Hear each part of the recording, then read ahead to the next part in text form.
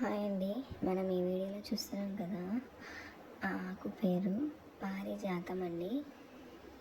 దీంతో మనకి దగ్గు, జలుబు వంటి రోగాలను, గొంతులో గరగర లాంటి సమస్యలను బాగా పనికొస్తుంది. దీంతో మనం డికాషన్ ఎలా చేసుకుందాం చూసేసుకుందాం. ముందుగా లీటర్ వాటర్ స్టవ్ మీద పెట్టుకుందాం. అల్లం తీసుకొని కచ్చా పచ్చాగా మనం దంచుకుందామండి. దంచుకొని వాటర్లో వేసుకుందాం. అల్లం అనేది మనకి గ్యాస్ట్రిక్ ప్రాబ్లంతో సేవ్ చేస్తుంది. తర్వాత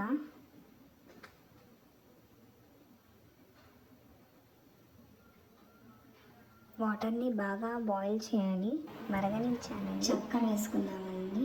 నెక్స్ట్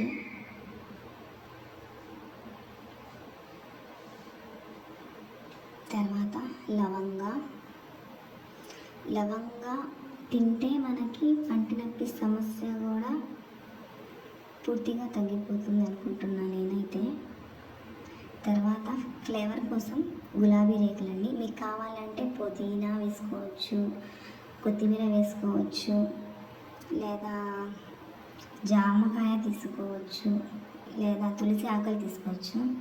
తర్వాత బెల్లం అండి. బెల్లం అనేది vitamin B, vitamin C, potassium, magnesium, iron లాంటివి ఉంటాయి బెల్లంలో. చాలా మంచిది బెల్లం తీసుకోవడం వలన. తర్వాత పారిజాతం అండి. మనం పారిజాత ఆకులు వేసేసాం కదా, కాడలతోనే వేసేద్దామండి. ఎందుకంటే దాంట్లో ఉన్న రసము వాటర్లో కనుక బాయిల్ అయితే దగ్గు, జలుబు, గొంతులో తొందరగా రియాక్ట్ అవుతుందండి.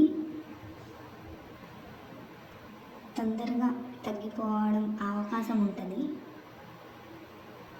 బాగా మరగనించానండి వాటర్.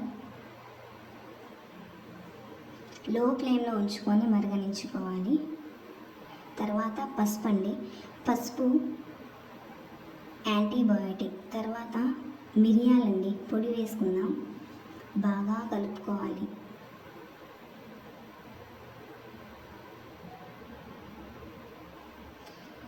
ఈ డికాషన్ కనుక పొద్దున పూట, సాయంత్రం పూట ఒక గ్లాస్ తాగితే చాలా మంచిదండి. ఏ రోగ శక్తి మనకి తాకదు. ఎప్పుడు హెల్తీగా ఉంటాం. లాస్ట్లో ధనియాలండి. థ్రోట్ ఇన్ఫెక్షన్ వాళ్ళకి ధనియాలు బాగా పనిచేస్తుంది. థైరాయిడ్ వాళ్ళకి చాలా మంచిదండి ఈ డికాషన్ అనేది.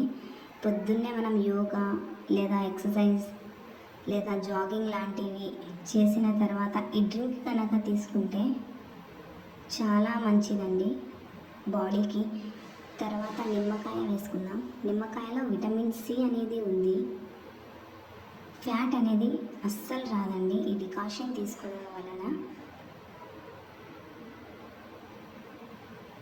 ఇంతేనండి, చాలా సింపుల్.